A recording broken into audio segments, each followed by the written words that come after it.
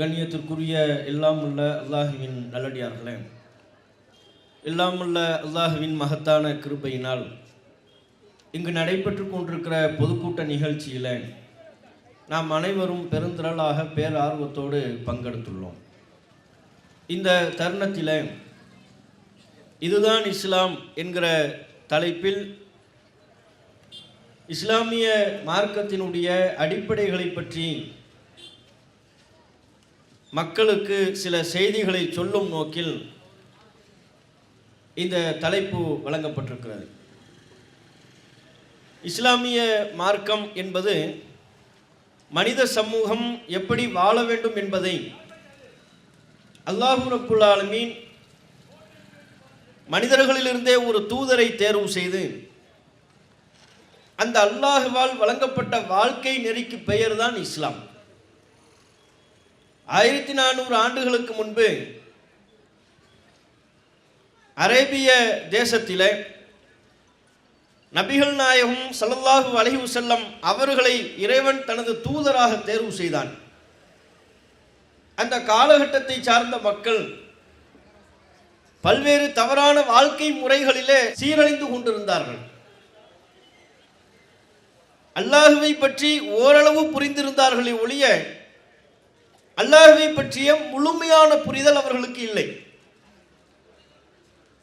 வாழ்க்கை நெறி என்று அவர்களுக்கு ஒரு ஒழுங்கமைக்கப்பட்ட வாழ்க்கை நெறி என்று எதுவும் அவர்களுக்கு இல்லை. அற்ப விஷயங்களுக்கு பொய் பேசுவார்கள், அடுத்தவர்களின் பொருளாதாரத்தை அடித்து தின்பார்கள், மது அருந்துவார்கள், மானக்கேடான காரியத்தில் ஈடுபடுவார்கள், விபச்சாரம் சர்வ சாதாரணம், அற்ப விஷயங்களுக்கெல்லாம் சண்டையிட்டுக் கொண்டு கொலைகளிலே ஈடுபடுவார்கள். இப்படி நாகரிகமற்று வாழ்ந்து கொண்டிருந்த சமயத்திலே அல்லாஹ் ரப்புல் ஆலமீன் நபிகள் நாயகத்தை இறை தூதராக தேர்வு செய்தான். இந்த மக்களுக்கு சரியான வாழ்க்கை முறை இல்லை. இவர்கள் எப்படி வாழ வேண்டுமோ அப்படி வாழவில்லை. ஆகவே இவர்கள் வாழ்வதற்குரிய இவர்கள் மட்டுமல்ல, இனி உலகம் அழியும் வரையிலையும் எந்தெந்த நாட்டில் எந்தெந்த சமுதாய மக்கள் தோன்றுவார்களோ உருவாகுவார்களோ அவர்கள் அனைவரும் எவ்வாறு வாழ வேண்டும் என்கிற ஒரு சிறந்த முன்மாதிரி வாழ்க்கை திட்டத்தை உமக்கு நான் வழங்குகிறேன். நீங்கள் அவர்களுக்கு சொல்லக்கூடிய இந்த வாழ்க்கை திட்டத்தின்படியே அவர்கள் வாழ வேண்டும். அவர்கள் எதை நம்புவதாக இருந்தாலும், அவர்களது நம்பிக்கை சார்ந்த விஷயங்களாக இருந்தாலும், நான் உமக்கு எதை சொல்கிறேனோ அதைத்தான் அவர்கள் அந்த விதத்தில் நம்ப வேண்டும். செயல்பாடுகளை சார்ந்த விஷயங்களாக இருந்தாலும் எதை செய்ய வேண்டும் என்று நான் உங்களுக்கு சொல்கிறேனோ அதைத்தான் அவர்கள் செய்ய வேண்டும். ஒழுக்க மாண்புகளுக்கு உண்டான வரையறை, அவர்களாக எதனை ஒழுக்கம் என்று நினைக்கிறார்களோ அவையெல்லாம் ஒழுக்கமாகாது. நான் ஒழுக்கத்திற்கான வரையறையை தருகிறேன். எது ஒழுக்கம், எது சிறந்த கற்பு நெறி, அதற்கான வரையறை என்ன, ஆடை ஒழுங்கு என்ன, கற்பொழுக்கத்தை பேணுவதற்குண்டான அடிப்படை அம்சங்கள் என்ன, எல்லாவற்றையும் நான் உங்களுக்கு வகுத்து தருவேன். அதன் அடிப்படையில் இந்த மக்கள் வாழ வேண்டும். இப்படி மனித சமூகம் அவர்களது நம்பிக்கை சார்ந்தும் அவர்களது செயல்பாடுகள் சார்ந்தும் எல்லா வகையிலையும் உள்ளடக்கி அல்லாஹ்வால் பார்த்து பார்த்து நமக்கு தரப்பட்ட சட்டங்களின் தொகுப்பே இஸ்லாம். அல்லாஹ் சொல்கிறான், இன்னத்தீன இன்தல்லாஹில் இஸ்லாம். தீன் என்றால் வாழ்க்கை நெறி என்று சொன்னால் அல்லாஹ்விடத்தில் அங்கீகரிக்கப்பட்டது இஸ்லாம் தான். நீங்களாக ஒரு வாழ்க்கை நெறியை நீங்கள் உருவாக்கி கொள்ளக்கூடாது. எனக்கு இதுதான் சரியான பாதையாக தெரிகிறது, எனக்கு இது நல்லவையாக தெரிகிறது, எனக்கு இது சரியாக தோன்றுகிறது, நீங்கள் சரி தவறை முடிவு செய்யக்கூடாது. நீங்கள் செல்ல வேண்டிய பாதையை நான் தான் உங்களுக்கு சொல்லித் தருவேனே ஒழிய நீங்களாக நீங்கள் செல்லும் பாதையை தேர்வு செய்யக்கூடாது. ஒமை யப்தகி கைரல் இஸ்லாமி தீனன், இஸ்லாம் அல்லாத ஒரு வாழ்க்கை நெறியை நான் உங்களுக்கு எதை வகுத்து தருகிறேனோ அது அல்லாத ஒரு வாழ்க்கை நெறியை நீங்கள் உருவாக்கி கொள்வீர்களேயானால் ஃபலை யுக்பல மின்ஹு, அது அல்லாஹ்வால் அங்கீகரிக்கப்படாது. குர்ஆனில் அல்லாஹ் சொல்கிறான், நான் சொல்றபடி வாழுங்கள், நான் எதை நம்ப சொல்றேனோ அதை நம்புங்க, நான் எதை செய்ய சொல்கிறேனோ அதை செய்யுங்கள். உங்களுடைய அன்றாட வணக்க வழிபாடுகளாக இருந்தாலும் செயல்பாடுகளாக இருந்தாலும் சரி, அதை தீர்மானிக்க வேண்டியவன் நான் தான் என்று அல்லாஹ் சொல்கிறான். இந்த தலைப்பில் சில விஷயங்களை விளக்க வேண்டிய தேவை ஏன் ஏற்படுகிறது? இதுதான் இஸ்லாம் என்று சொல்ல வேண்டிய கட்டம் எங்கே உருவாகிறது? முஸ்லிம்களை பொறுத்தவரை இஸ்லாத்தை பற்றிய சரியான புரிதல் இன்றைக்கு இல்லை. அவர்களாக இஸ்லாமிய மார்க்கத்தை பற்றி கற்பனை செய்து கொள்கிறார்கள். இதுதான் இஸ்லாம், இது இஸ்லாம். காலம் காலமாக ஒரு நடைமுறை, ஒரு ஊரில் ஒரு பழக்கம் பின்பற்றப்படுமையானால் அதற்கு இஸ்லாத்தின் முத்திரையை குத்தி விடுகிறார்கள். இஸ்லாம் என்று இஸ்லாத்திற்கென்று இவர்கள் தனித்த சில அடையாளங்களை கற்பனை செய்து கொள்கிறார்கள். இவர்கள் கற்பனை செய்யக்கூடிய அடையாளங்கள் எல்லாம் இஸ்லாம் என்கிற சாயத்தை பூசி விடுகிறார்கள். இப்படி முஸ்லிம்கள் அறியாமையின் காரணத்தினால் இஸ்லாத்திற்கு ஒரு தவறான வடிவம் கொடுக்கும் பொழுது என்ன பிரச்சனை ஏற்படுகிறது? நாம் எல்லா சமூக மக்களோடும் கலந்து வாழ்ந்து கொண்டிருக்கிறோம். நமது தொப்புள் கொடி உறவுகள், நம்மை நேசிக்கக்கூடிய, நமது நலனில் அக்கறை கொண்ட இந்து மத நண்பர்கள், கிறிஸ்தவ மத நண்பர்கள், பல்வேறு சமூக மக்களோடு நல்லிணக்கத்தோடு நாம் வாழ்ந்து கொண்டிருக்கிறோம் தமிழகத்திலே. அப்படியான சூழலில் அவர்கள் இஸ்லாமிய மார்க்கத்தை பற்றி அறிந்து கொள்வதற்கு முஸ்லிம்களாகிய நம்முடைய செயல்பாடுகளை பார்க்கிறார்கள். நம்ம பாய் எப்படி செய்கிறாரோ அதுதான் இஸ்லாம். இந்த பக்கம் பெண்கள் பாயம்மா, இந்த பாயம்மா என்ன செய்கிறார்களோ அது இஸ்லாம். அவர்கள் இஸ்லாத்தை குர்ஆனில் இருந்து, நபிகள் நாயகத்தின் நேரடி வாழ்க்கையில் இருந்து அறிந்து கொள்வதற்கு பதிலாக முஸ்லிம்களின் வாழ்க்கையில் இருந்து அறிந்து கொள்ள முற்படுகிறார்கள். அதான் யதார்த்தம், அதான் இயல்பு. ஒவ்வொரு மதத்தையும் மக்கள் அறிந்து கொள்வதற்கு அந்தந்த வேத நூல்களை படிப்பதில்லை. எந்த மதத்தை பின்பற்றுவதாக சொல்கிறார்களோ அந்த மத மக்களின் வாழ்க்கை முறையை பார்ப்பார்கள். இவன் எப்படி வாழ்றாங்க, காலையில் என்ன செய்கிறாங்க, மாலை என்ன செய்கிறார்கள், இரவு என்ன செய்கிறார்கள், எப்படி தொழுகிறார்கள், எதை பிரச்சாரம் செய்கிறார்கள், நம்முடைய வாழ்க்கை நடைமுறைகளை பார்ப்பார்கள். நம்ம வாழ்க்கை நடைமுறையை வைத்துக்கொண்டு இதுதான் இஸ்லாம் போல என்று நினைப்பார்கள். பிற மதத்தவர்கள் கூட இஸ்லாத்தை பற்றி தவறாக நினைப்பதற்கு முஸ்லிம்களின் செயல்பாடுகளே காரணமா இருக்கு. இன்றைக்கு பிற மதத்தவர்கள் இஸ்லாத்தை பற்றி நினைக்கக்கூடிய பல்வேறு தவறான அபிப்பிராயங்களுக்கு, பல்வேறு தவறான கருத்துருவாக்கங்களுக்கு முஸ்லிம்களில் இஸ்லாத்தை பற்றி அறியாமையும், முஸ்லிம்கள் இஸ்லாத்திற்கு தவறான ஒரு சித்திரத்தை, வரைபடத்தை கொடுத்ததின் விளைவும் தான் காரணம். முஸ்லிம்கள்ட்ட இஸ்லாத்தை பற்றி ஒரு சரியான புரிதல் இருக்கா? எதையெல்லாம் இவர்கள் இஸ்லாத்தின் அடையாளமாக கருதுகிறார்கள்? இவங்களை பொறுத்தவரை, முஸ்லிம்களை பொறுத்தவரை இஸ்லாம்னா தொப்பி போடுறது, அதற்கு அடுத்தபடியாக பெயர்களை அரபியில் வைப்பது, இதெல்லாம் இஸ்லாத்தின் அடையாளம். தொப்பி போட்டா இஸ்லாம். பேர் அப்துல்லா என்றோ, அப்துல் ரஹ்மான் என்றோ, ஆயிஷா என்றோ, ஃபாத்திமா என்றோ பெயர்களை, அரபு பெயர்களை சூட்டிவிட்டால் இவங்க இஸ்லாம், இவங்க முஸ்லிம் பெண்மணி.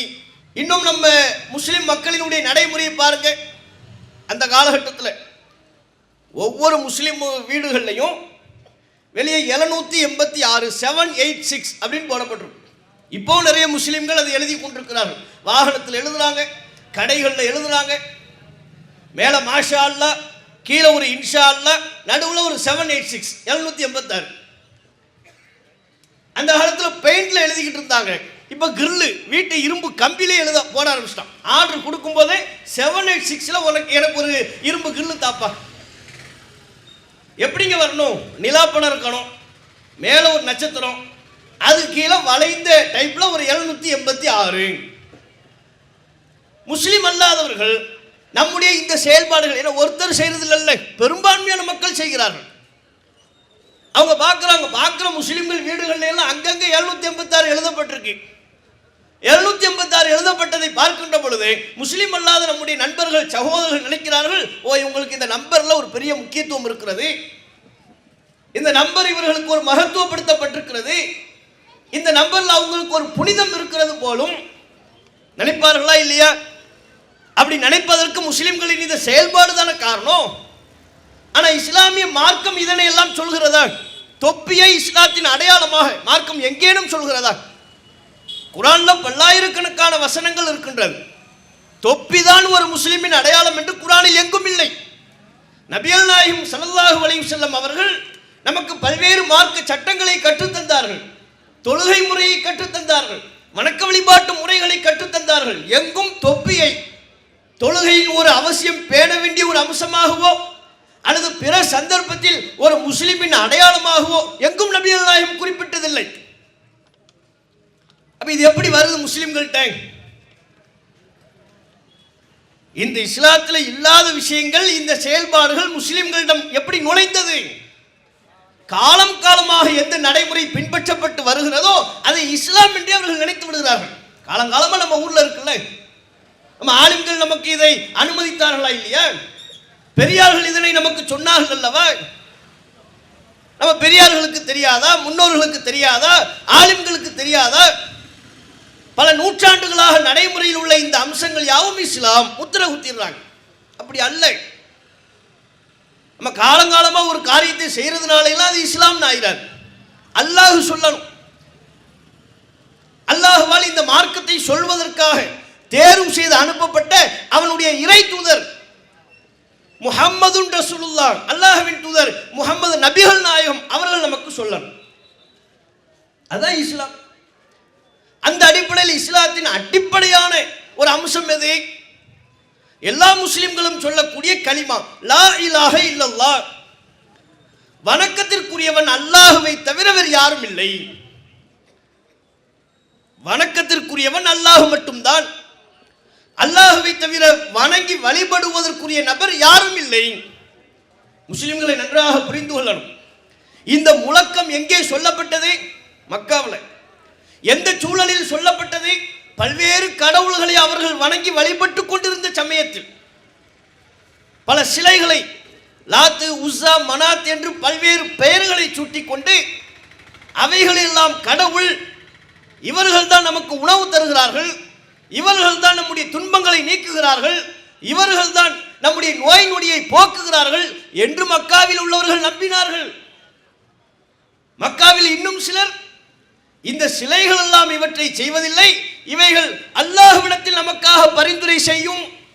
நமக்கு ஒரு துன்பம் வருகின்ற பொழுது லாத்து உஸ்ஸா மனாத் போன்ற இந்த சிலைகளுக்கு முன்பாக வந்து நின்றால், நம்முடைய கோரிக்கைகளை எடுத்து சொன்னால், ஹாஉலாஇ ஷுஃபஆஉனா இன்தல்லாஹ், இன்தல்லாஹ், அல்லாஹ்விடத்தில் இவைகள் நம்மை பற்றிய நிலையை எடுத்து சொல்லும், நமக்காக வேண்டி அல்லாஹ்விடத்தில் பரிந்து பேசும், அதற்காக இவற்றை வணங்குகிறோம் என்று வணங்கி வழிபட்ட சூழல். புரியுதா? பல கற்களையும் மரங்களையும் கடவுள்களாக கருதினார்கள். அரபு மண்ணில் மக்காவில் இந்த சிலை வழிபாட்டு முறை இருந்தது, மரத்தை வழிபடக்கூடிய முறை இருந்தது. பிற பகுதிகளிலிருந்து சூரியனையும் நட்சத்திரங்களையும் வணங்கி வழிபடக்கூடிய முறை இருந்தது.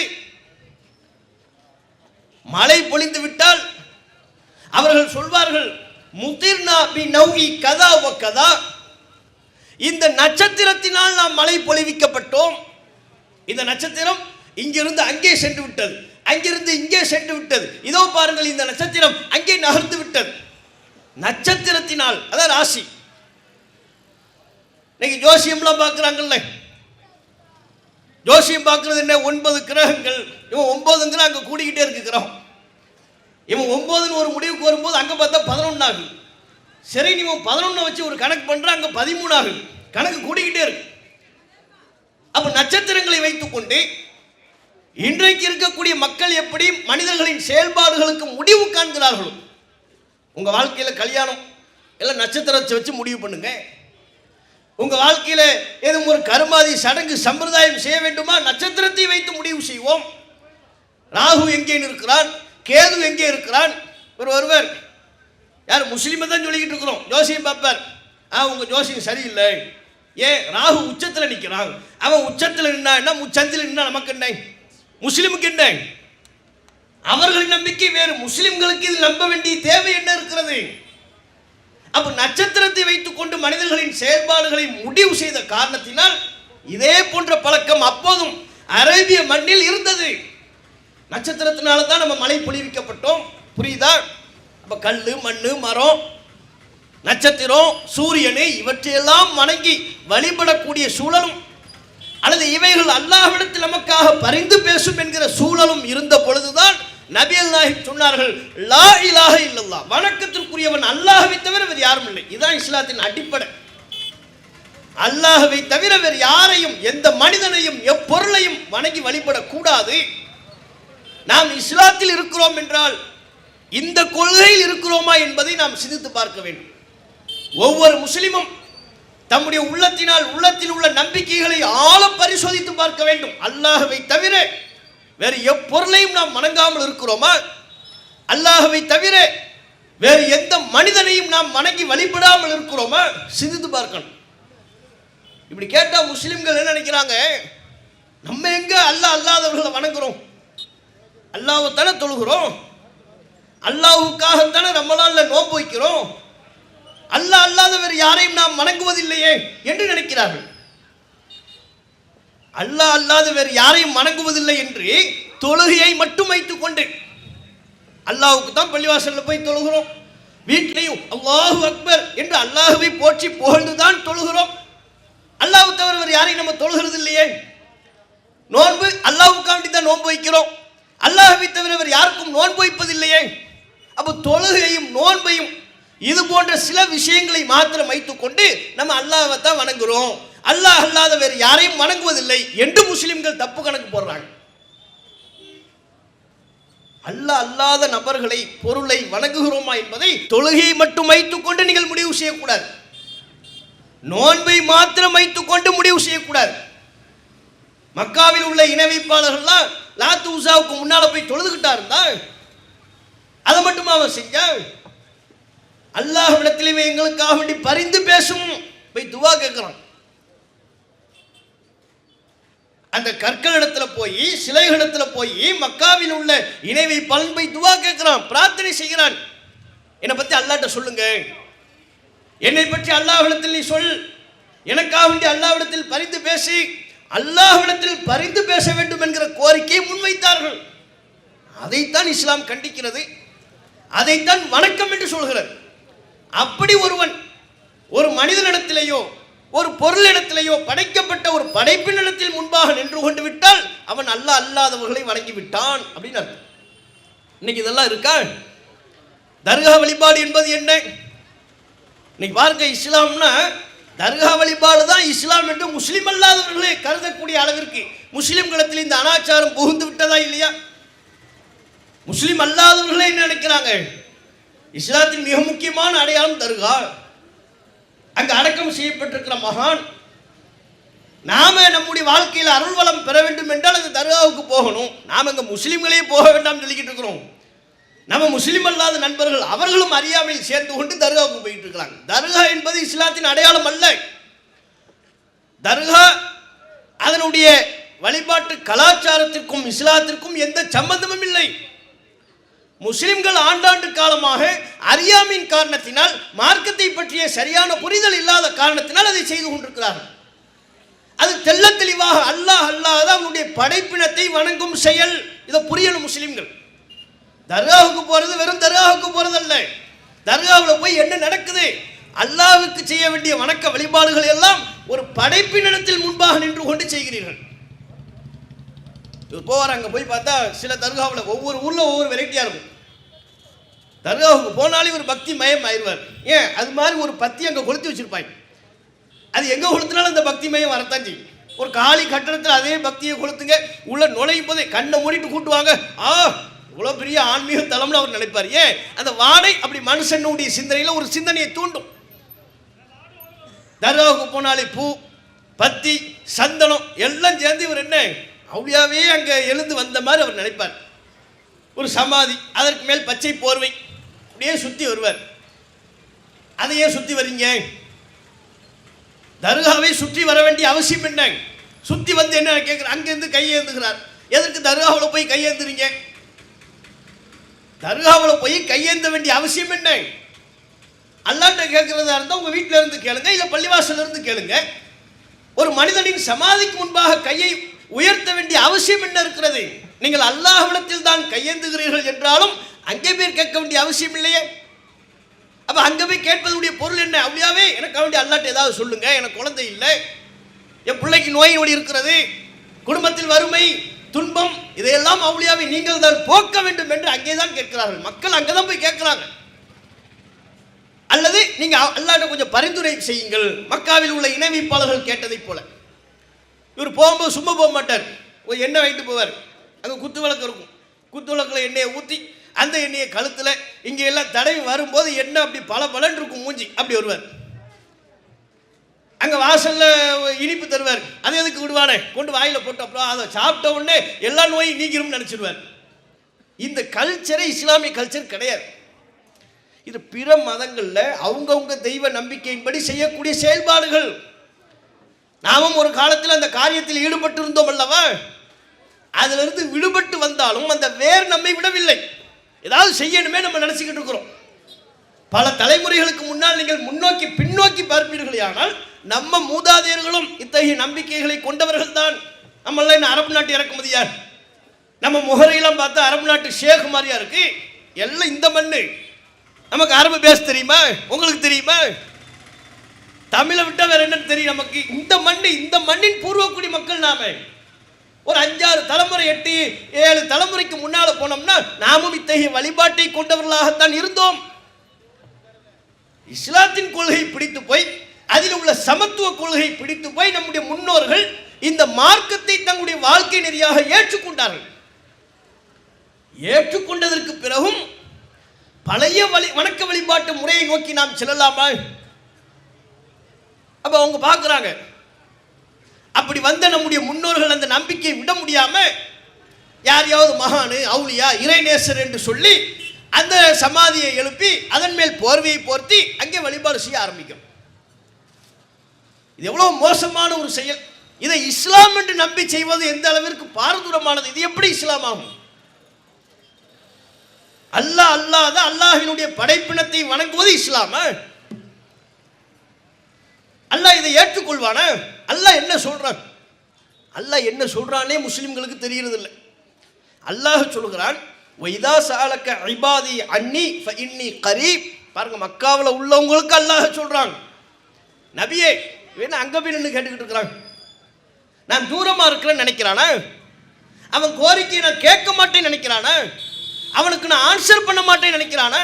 நபியே இவர்களுக்கு தெளிவாக சொல்லுங்கள், என்னுடைய அடியார்கள் என்னை பற்றி கேட்டால் ஃபஇன்னி கரீப், நான் மிக மிக அருகில் இருக்கிறேன், அவனுக்கு பக்கத்தில் இருக்கிறேன்னு சொல்லுங்க.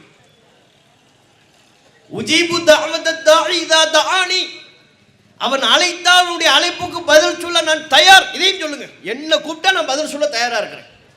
அல்லாஹ் சொல்றான், நான் உனக்கு பக்கத்துல தாண்டா இருக்கேன், எனக்கு எந்த இடைத்தரகரும் தேவையில்லை, உனக்கும் எனக்கும் மத்தியில், அடியானாகிய நமக்கும் நம்மை படைத்த எஜமானாகிய அல்லாஹ்விற்கும் மத்தியில் எந்த இடைத்தரகரும் தேவையில்லை, பக்கத்தில் நான் இருக்கிறேன். உனக்கு எப்போதெல்லாம் தோன்றுகிறதோ அப்போதெல்லாம் என்னை அழைத்து பிரார்த்தனை செய், உனக்கு என்னவெல்லாம் தேவையோ அதையெல்லாம் என்னிடம் கேள்.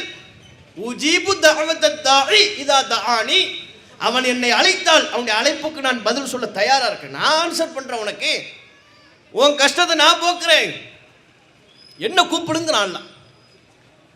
அல்லாஹ் ஏனைய வசனங்களில் சொல்கிறான், அம்மை யுஜீபில் முத்தர்ர இதா தஆஹு வ யக்ஷிஃபு ஸூஅ. அல்லாஹ் கேட்கிறான், இவன் பாதிப்புக்குள்ளாகும் போது இவனுடைய துன்பத்தை நீக்கி இவனுக்கு பதில் சொல்லக்கூடியவன் யார்? நான் தானே பதில் சொல்வேன். அவன் நோயை நான் தானே நீக்குவேன், கொடுக்கிறது நான், நீக்கிறது நான் தானே. அவனுக்கு வறுமையை கொடுப்பதும் நான், அந்த வறுமையை போக்குவதும் நான் தானே. அவன் பாதிப்புக்குள்ளாகும் போது அவனுடைய துன்பத்தை நீக்குபவன் யார்? நான் அல்லவா? என்னை விட்டு நீங்க இன்னொரு இடத்துக்கு போலாம். அல்லாஹ் கேட்கிறான், இலாஹும் அல்லாஹ், அல்லாஹ்வாகிய என்னோடு வேறு கடவுள்களா? நீ வேற ஆள்கிட்ட போய் நிற்பியா? எவ்வளவு கோபப்படுறான் பாருங்க அல்லாஹ். ஒரு தந்தை தம்முடைய மகனிடத்தில் எடுத்துக்கொள்ளக்கூடிய உரிமையை விட, புள்ள ரோட்ல நிற்கிறான், தகப்பனார் பக்கத்தில் இருக்கிறார், கொடுக்க தயாரா இருக்கிறார். அந்த தகப்பனை விட்டு விட்டு வேறு வேறு நபரிடத்தில் கையேந்தி கொண்டிருந்தால் தகப்பனுக்கு கோவருமா வராதா? நீ என்ன அங்க போய் கேட்கிற? என் கண்ணுக்கு முன்னால் அடுத்தவர்கள்ட்ட கையேந்த வேண்டிய அவசியம் என்ன? என்கிட்ட கேளு, உனக்கு நான் தர்றேன். ஒரு தந்தை சொல்வான் அல்லவா, அதை விட பன்மடங்கு பாசத்தோடு அதிக உரிமையோடு அல்லாஹ் அடியார்களாகிய நமக்கு சொல்கிறான், உனக்கு என்னன்னாலும் என்கிட்ட கேளு, நான் தர்றேன். நான் தனமா உன் துன்பத்தை போக்கக்கூடியவன். இலாஹும் அல்லாஹ், என் அல்லாத வேறு கடவுள்கள் உனக்கு உண்டா? நான் தான் உன்னை படைத்த கடவுள். ஆகவே நீ என்னையே அழைத்து பிரார்த்தனை செய்ய வேண்டும் என்று அல்லாஹ் சொல்லும் போது, இதுதான் இஸ்லாம். ஆனால் முஸ்லிம்கள் இஸ்லாத்தில் இருப்பதாக காலம் காலமாக நம்பிக்கொண்டிருக்கிறார்கள். அவங்க நம்பக்கூடிய இஸ்லாம் என்ன? மகான்கிட்ட போய் கேட்கறது, அவுளியாட்ட கேட்கறது.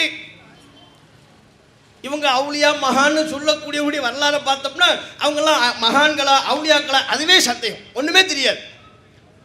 உண்மையில் இந்த மார்க்கத்துக்காக வேண்டி பாடுபட்டவர்கள் பலர் இருக்கிறார்கள். அப்துல் காதர் ஜீலானி அவரெல்லாம் தௌஹீதுக்காக வேண்டி பாடுபட்டவர். அவருடைய புத்தகங்கள் பல உண்டு. அந்த புத்தகத்திலேயே அல்லாஹ்வை மட்டுமே அழைத்து பிரார்த்தனை செய்ய வேண்டும் என்கிற ஏகத்துவத்தை அவர் மக்கள் மத்தியில் எடுத்துரைத்தவர்.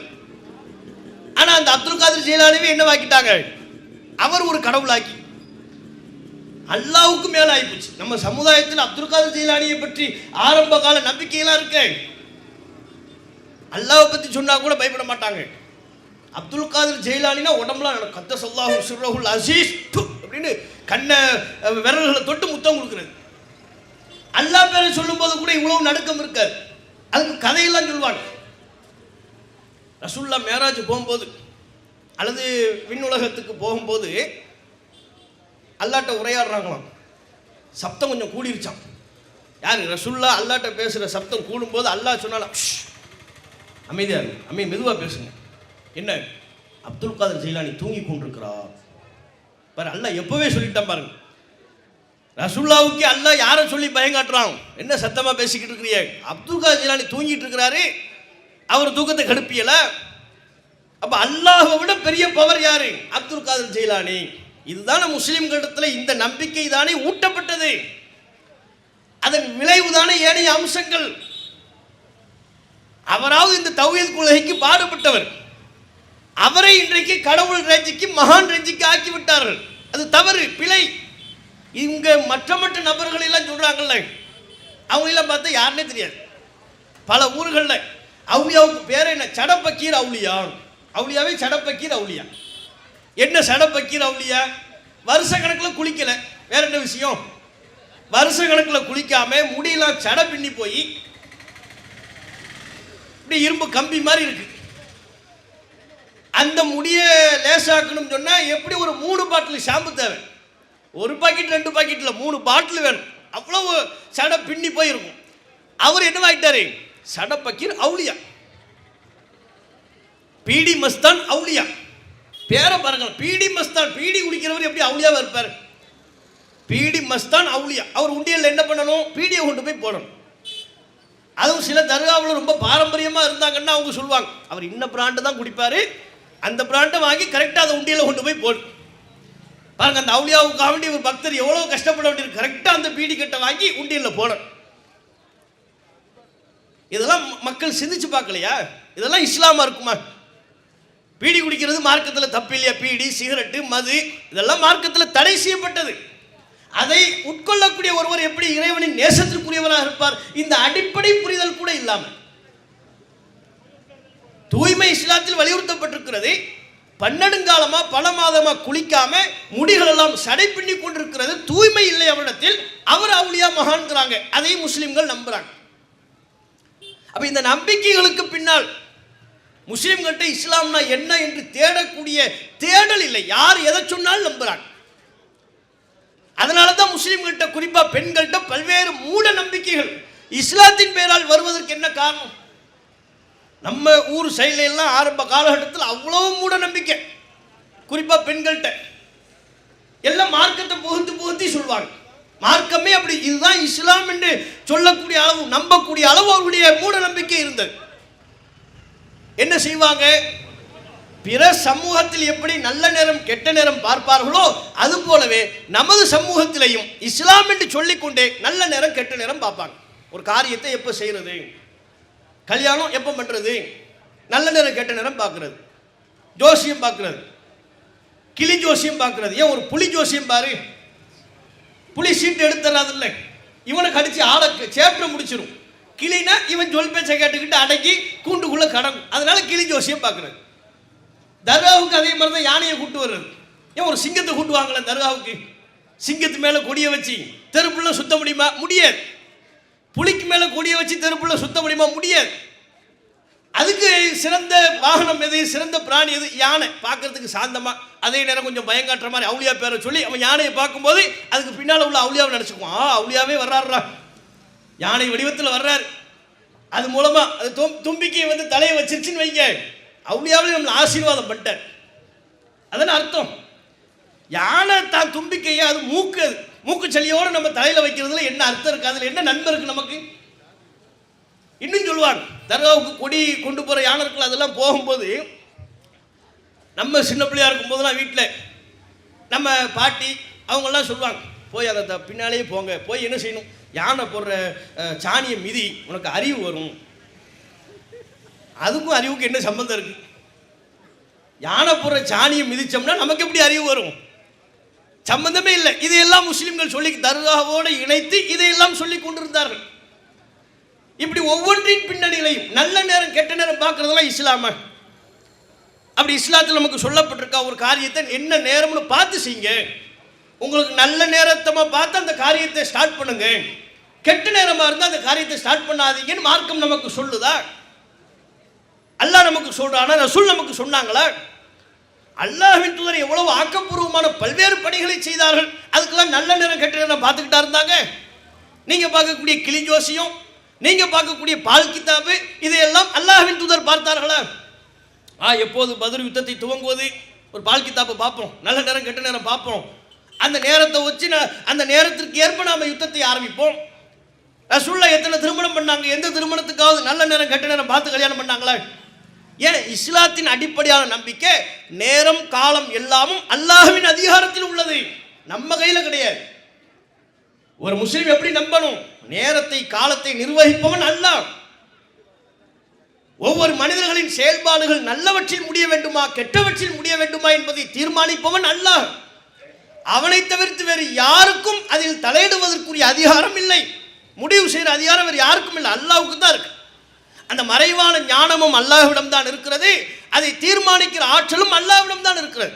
அவன் தான் எழுதுறான், ஸ்கிரிப்ட் எழுதிக்கிட்டு இருக்கிறான், அவன் என்ன எழுதுறானோ அதன்படி நமக்கு நடக்கும். இதைத்தான் ஒரு முஸ்லீம் நம்பணும். அதைத்தான் நம்ம சொல்றோம். நன்மை தீமை எல்லாமும் அல்லாஹ் உன் புறத்திலிருந்தே ஏற்படுகிறது, அந்த விதியை நான் நம்புகிறேன் என்று சொல்லும் பொழுது இஸ்லாம் என்கிற இந்த மார்க்கத்தின் தனித்துவம் மேலோங்குகிறது.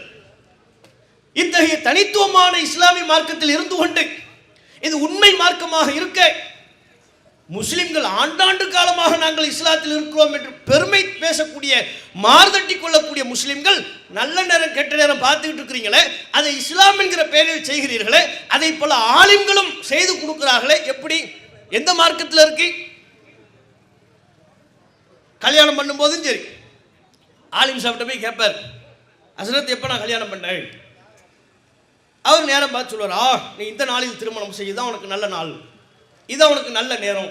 அதனால தான் நம்ம சமுதாயத்தினுடைய பத்திரிகையெல்லாம் பாருங்க, கரெக்டாக இந்த பத்திரிகை அடிக்கும் போது எழுதும் போது வாசகம் எழுதுவாங்க, நிகழும் ஹிஜ்ரி. நமக்குன்னு ஒரு ஃபார்மெட் வச்சிருக்கிறாங்கல்ல, நிகழும் ஹிஜ்ரி சங்கையான ஆண்டில் அப்படின்னு ஆரம்பிப்பாங்க. ஆரம்பம்லாம் நல்லா தான் இருக்கும். ஆரம்பிச்சுக்கிட்டே வரும்போது இன்னாரின் பேரனும் இன்னாரின் புதல்வனுமாகிய தீன் குல செல்வன், யார்? அவர் மார்க்கத்துக்கு வேண்டி பாடுபட்டார்ல, ரத்தம்ல செஞ்சிருக்கிறார் சும்மாவா? அதனால் அவருக்கு பட்டம், சமுதாயத்தால் அவருக்கு வழங்கப்பட்ட பட்டம் தீன் குல செல்வன். சரி, அவருக்கும் இன்னாரின் பேத்தியும் இன்னாரின் புதல்வியுமாகிய தீன் குல செல்வி, அந்த அம்மா. அது பள்ளிவாசல் பக்கமே வராது மூதேவி. ஒரு ஜும்மாவுக்கு வந்திருக்காது, ஒரு குரானை ஓதி இருக்காது, ரமலான்ல நோன்பு வைக்குமா அதுவுமே தெரியாது. அது எல்லாம் காலம்புள்ள சினிமாவை பார்த்துக்கிட்டு சீரழிஞ்ச அவர்களுக்கு பட்டம் என்ன? தீன் குல செல்வி. இவர் ரெண்டு பேரும் சேர்த்து தீனுக்காண்டி உசுர கொடுக்க தயாராயிட்டாங்க. அதனால சமுதாயத்தால் அவருடைய தியாகத்தை அங்கீகரிக்கிற வகையில் வழங்கப்பட்ட பட்டம் தான் இவர் தீன் குல செல்வர், அவர் தீன் குல செல்வி. சரி, இந்த ரெண்டு தீன் குல செல்வர்களும் செல்விகளும் எப்ப இணைய போறாங்களா? திருமண பந்தத்தில் காலை 10:30 நண்பகல் 12 மணிக்குள் முபாரக்கான வேலை. அது முபாரக்கான வேலைன்னு யார் பக்கத்து விட்டு முபாரக் பாய் சொன்னாரா? அது நல்ல நேரம்னு உனக்கு யாரு சொன்ன? 10:30 12 யாரு சொன்ன உனக்கு? இங்க நம்ம சமுதாயத்தினுடைய திருமண பத்திரிகை எடுத்து பாருங்க, அது என்ன 10:30 12 தான் கல்யாணம் பண்ணணுமா? சரி, எனக்கு வசதியா இருக்கு, என் சொந்த பந்தங்கள் இந்த நேரத்தில் தான் வர்றாங்க, அது ஓகே, அப்படி சொல்லு, பிரச்சனை இல்லை.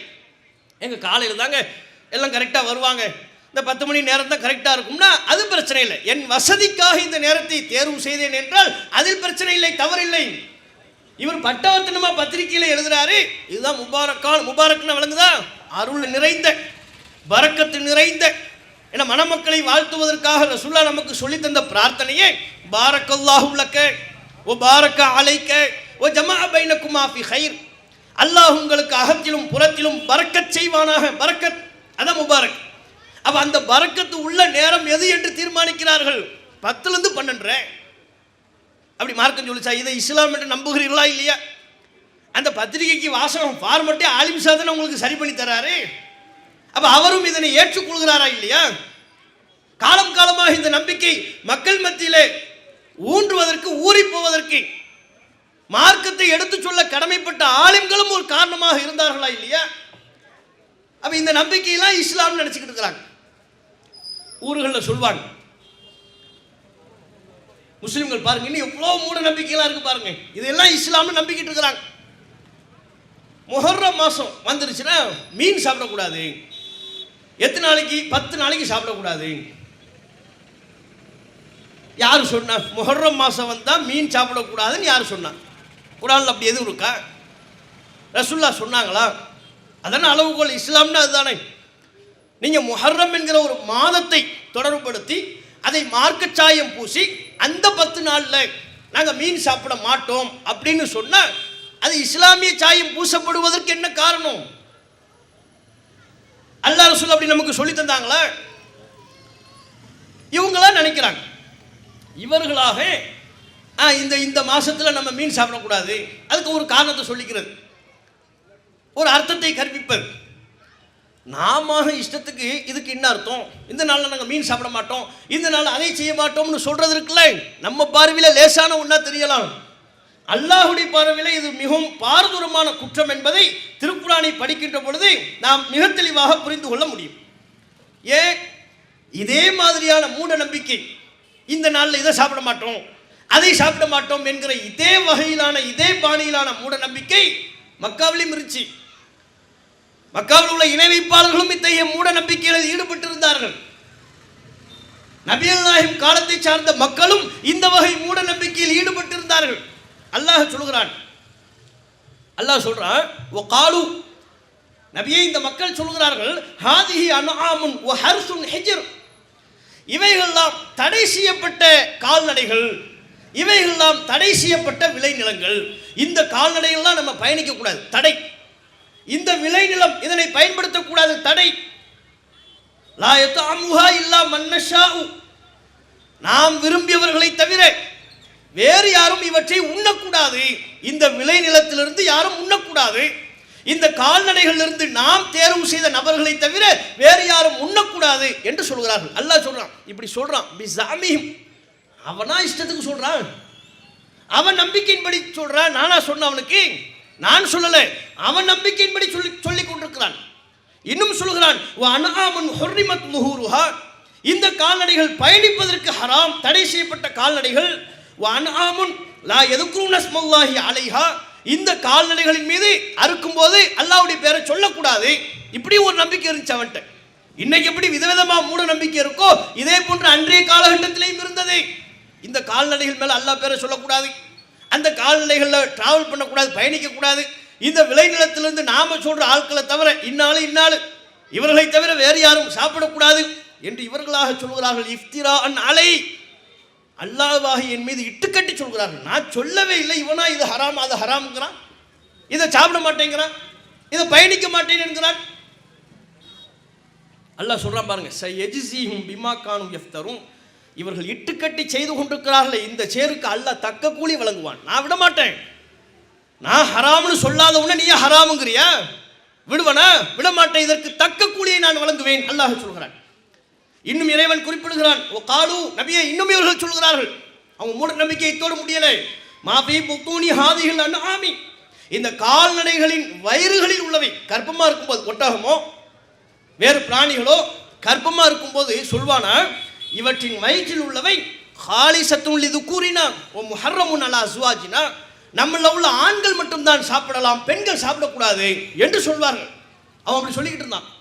ஒரு ஒட்டகம் கர்ப்பமா இருக்கும் பொழுது அதன் குட்டியை ஆண்கள் மட்டும்தான் சாப்பிடலாம், பெண்கள் சாப்பிடக்கூடாது என்று சொன்னார்கள். ஒய்யக்கும் மைத்தத்தன், அது இறந்து விட்டால், அந்த குட்டி இறந்தே பிறக்குது, இறந்து பிறந்து விட்டால் ஃபஹும் ஃபீஹி சுரக்கா, அப்ப ரெண்டு பேரும் சேர்ந்து சாப்பிடலாம் என்று சொல்கிறார்கள். எப்படிலாம் மூட நம்பிக்கை இருக்கு பாருங்க. ஒரு ஒட்டகம் கர்ப்பமா இருக்கு, குட்டி வயிற்றுக்குள்ள இருக்கு. அப்ப சொல்றானா, இந்த குட்டி பிறந்துருச்சுன்னா ஆண்கள் நாங்க மட்டும் தான் சாப்பிடலாம், பெண்கள் உங்களுக்கு அதுல பங்கு இல்லை, நீங்க சாப்பிடக்கூடாது. இறந்தே பிறந்தா நீங்களும் சாப்பிடலாம் நாங்களும் சாப்பிடலாம், ரெண்டு பேரும் சேர்ந்து அதுல சாப்பிடலாம் என்று அவர்கள் சொல்கிறார்கள். இதையும் அல்லாஹ் விடல, சொல்லிட்டு சயஜ்ஸீஹும் வஸ்ஃபஹும், இப்படி இவர்கள் வர்ணிப்பதை அல்லாஹ் தக்க கூலி கொடுப்பான். நான் சொல்லாத நீயா சொல்லிக்கிட்டு இருக்கிறியா? இஷ்டத்துக்கு ஹலால் ஹராம்னு ஒரு வரைபடத்தை நீ உருவாக்குறியா? ஹலால் ஹராம் மேப்பு வரைபடத்தை நான் தான் தருவேன். உன்னுடைய வாழ்க்கை முறையை திட்டமிட்டு வடிவமைப்பவன் நான். அல்லாஹ் சொந்தம் கொண்டாடுறான், கிளைம் பண்றான். நான் தாண்டா உனக்கு சொல்வேன். நீ எப்படி இஷ்டத்துக்கு இது ஹலால் இது ஹராம்னு டிசைன் பண்ணுவேன், முடிவு பண்ணுவேன்? சயஜ்ஸீஹும் வஸ்ஃபஹும், இவர்கள் இப்படி பொய்யாக வர்ணிப்பதற்கு அல்லாஹ் தக்க கூலியை கொடுப்பான், நான் கண்டுகொள்ளாமல் விடமாட்டேன் என்கிறான். இன்னஹு ஹக்கீமுன் அலீம், இவன் இவ்வாறு செய்வதை அல்லாஹ் தெரியலன்னு நினைக்கிறானா? நான் ஹக்கீம், நுண்ணறிவாளன். அவன் செய்கிற அவன் நம்பிக்கை ஒன்னொன்னி நான் பார்த்துக்கிட்டு இருக்கிறேன். அலீம், நன்கறிந்தவன். அவனுடைய செயல்பாடுகளையும் நான் நன்கறிவேன். அந்த செயல்பாடுகளை எந்த நம்பிக்கையின் பேரில் செய்கிறான், அவனுடைய உள்ளத்தில் உள்ள நம்பிக்கையும் நான் நன்கறிவேன். எனக்கு தெரியும். அல்லாஹ் எப்படி கண்டிக்கிறான் பாருங்க. ஒரு நம்பிக்கைக்கு இதை சாப்பிட மாட்டேன்னு சொன்னதை அல்லாஹ் லேசா விடல. சாப்பிட மாட்டேன்னு நான் சொன்னேன்னா, இதை சாப்பிடக்கூடாதுன்னு நான் சொன்னேன்னா, அதே பார்வைதான் முஸ்லீம்களே உங்களுக்கும் வரும். நீங்களாக இஷ்டத்துக்கு இது நல்ல நாள் இது கெட்ட நாள், இது நல்ல நேரம் இது கெட்ட நேரம், முஹர்ரம் மாதம் 10 நாள் மீன் சாப்பிட மாட்டோம். அல்லாஹ் நீங்க சொல்லக்கூடிய ஒவ்வொரு வஸ்ஃபையும் ஒவ்வொரு வர்ணனையையும் அல்லாஹ் கேட்டுக்கிட்டு இருக்கிறான், அல்லாஹ் பார்த்துக்கிட்டு இருக்கிறான். மார்க்கத்தின் பேரால் நீங்கள் செய்யக்கூடிய ஒவ்வொன்றையும் அல்லாஹ் குறித்து வைத்துக் கொண்டு தக்க கூலியை கொடுப்பான். முஸ்லீம்கள் நாம இப்படி இஷ்டத்துக்கு செய்யலாமா? இன்னும் சில முஸ்லீம்கள் சொல்லுவாங்க, உள்ளங்கை அரிசிச்சுன்னு வைங்க, பாட்டிமார்கள்லாம் முன்னால் இருந்து உள்ளங்கை அரிச்சோம்னா முன்னால் கூரையை பிச்சுக்கிட்டு பணம் கொட்ட போகுது, என் பேர பிள்ளைக்கு உள்ளங்கை அரிக்குது, அதனால என்னம்மா, அதனால கூரையை பிச்சுக்கிட்டு பணம் கொட்டும். அதுலேயும் வலது கை அரிச்சா ஒரு அர்த்தம், இடது கை அரிச்சா ஒரு அர்த்தம். எந்த கையோ உள்ளங்கை அரிக்குது, கூரையை பிச்சுக்கிட்டு பணம் கொட்டும்னு எவன் சொன்னான்? யார் சொன்னது? குர்ஆன்ல இருக்கா? இந்த நம்பிக்கை அல்லாஹ் கேட்க மாட்டான்னு நினைக்கிறீங்களா? இதெல்லாம் நாங்கள் சும்மா டைம் பாஸுக்கு பேசிக்கிட்டு இருந்தோம்னு அல்லாஹ்ட்ட பதில் சொல்லிட முடியுமா? கூரையை பிச்சுக்கிட்டு பணம் கொட்டும்னா கொட்ட போகிறது யார்? அல்லாஹ் தானே தருவான்னு அர்த்தம்.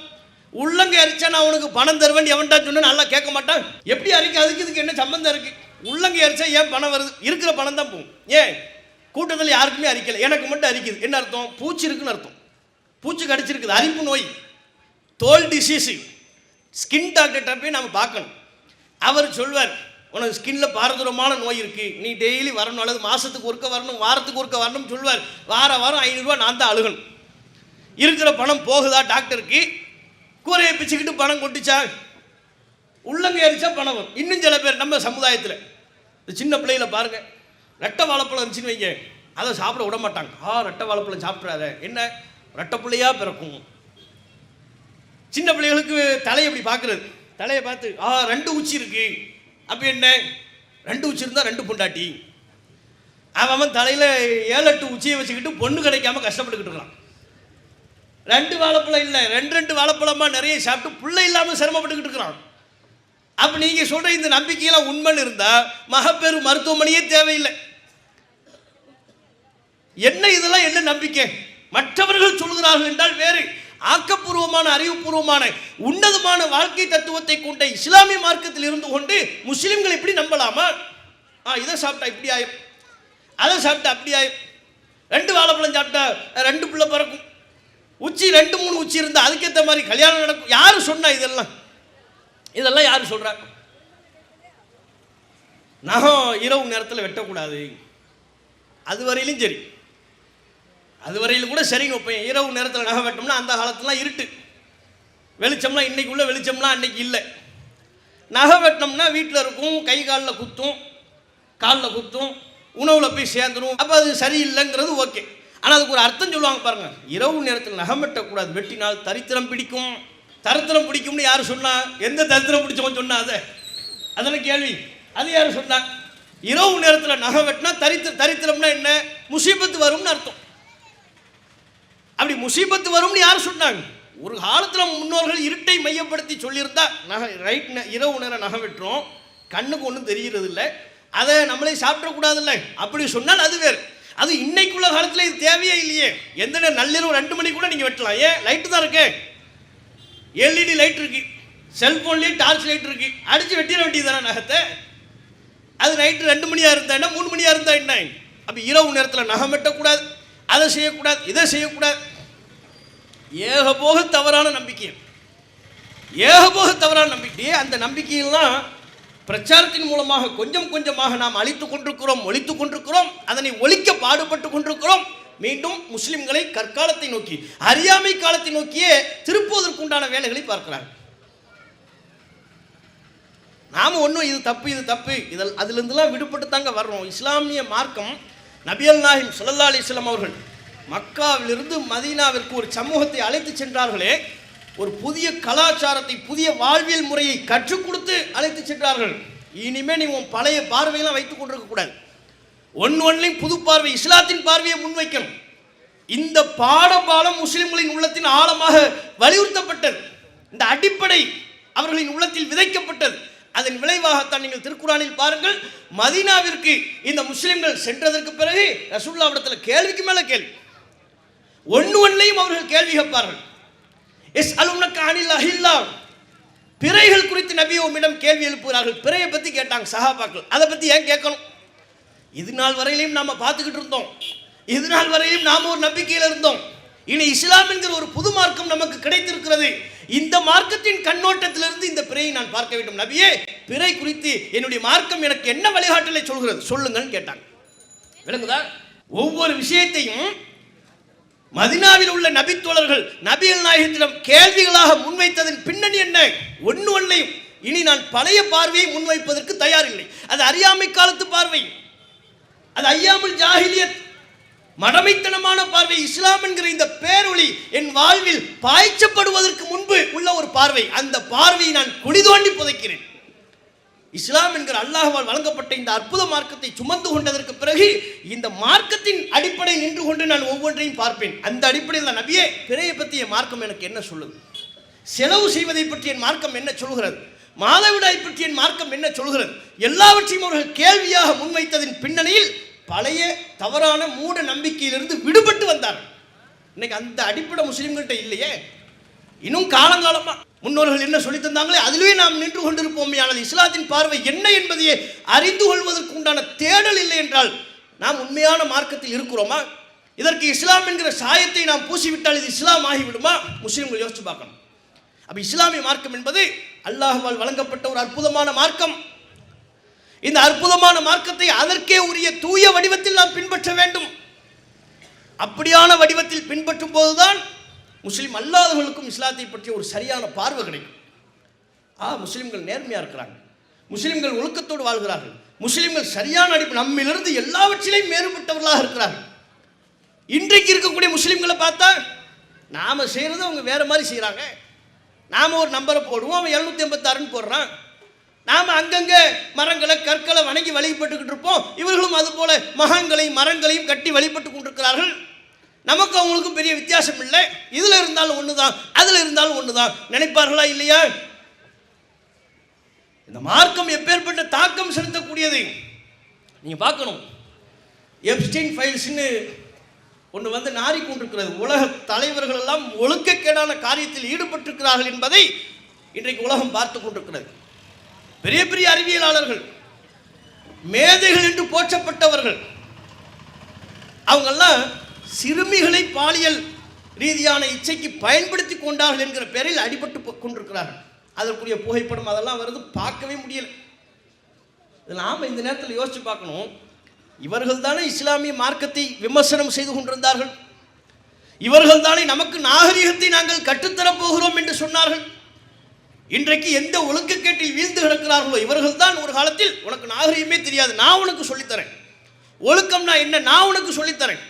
உங்கள் மார்க்கம் பெண்களை அடிமைப்படுத்துகிறது, புர்கா போட சொல்லி அடிமைப்படுத்துகிறது. நீங்கள் 2-3 கல்யாணம் பண்ணுறீங்க, 2க்கும் மேற்பட்ட திருமணங்களை செய்வதற்கு உங்கள் மார்க்கம் அனுமதிக்கிறது. மார்க்கம் அனுமதித்த இந்த விஷயங்கள் எல்லாம் விமர்சனம் செய்து கொண்டிருந்தவர்கள், இதை ஒழுக்கக்கேடு என்று சொல்லிக் கொண்டிருந்தவர்கள் 2 கல்யாணம் பண்றதை ஒழுக்கக்கேடுன்னு சொன்னவன் சின்ன பிள்ளைகளை பாலியல் இச்சைக்கு பயன்படுத்திக்கிட்டு இருக்கிறான். இவன் இஸ்லாத்தை பற்றி விமர்சனம் செய்வதற்கு தகுதி உண்டா? தார்மீக உரிமை உண்டா? அப்ப இந்த நேரத்தில் தான் இந்த மார்க்கத்தின் அருமை நமக்கு விளங்குகிறது. இந்த மார்க்கம் யாராலும் விரல் நீட்டி குறை சொல்ல முடியாத மார்க்கம், அப்பழுக்கற்ற மார்க்கம், அற்புதமான தத்துவத்தை கொண்ட மார்க்கம். இந்த மார்க்கத்தை கடைபிடிக்கின்ற பொழுது என்னுடைய ஈமான் பலப்படுகிறது. இந்த மார்க்கத்தை கடைபிடிக்கின்ற பொழுது என்னுடைய அறிவு மேம்படுகிறது. ஏன்? நான் கல்லுக்கு முன்பாக நின்று கொண்டு அதனோடு உரையாட வேண்டிய அவசியம் இல்லை. படைப்பினங்களுக்கு முன்பாக நின்று கொண்டு என்னுடைய தேவையை முறையிட வேண்டிய தேவையில்லை, அவசியம் இல்லை. இந்த மார்க்கத்தை நான் பேணுகின்ற பொழுது தவறான பூச்சாண்டிகளை பயமுறுத்தி, மூட நம்பிக்கைகளை புகுத்தி, என்னுடைய பொருளாதாரத்தை பறிப்பதற்கும் என்னுடைய நிம்மதியான வாழ்க்கையை கெடுப்பதற்குமான வாசல் அடைபட்டு போகிறது. காரணம், இந்த மார்க்கம் என்னுடைய ஈமானை பாதுகாப்பதோடு என்னுடைய பொருளாதாரத்தை பாதுகாக்கிறது, என்னுடைய உளவியலை பாதுகாக்கிறது. இப்படி எல்லா வகையிலையும் பாதுகாப்பை கொண்ட இந்த இஸ்லாமிய மார்க்கத்தை முஸ்லிம்கள் சரியான முறையில் அறிந்து கொண்டு அதன் வழி நடைபோட வேண்டும்.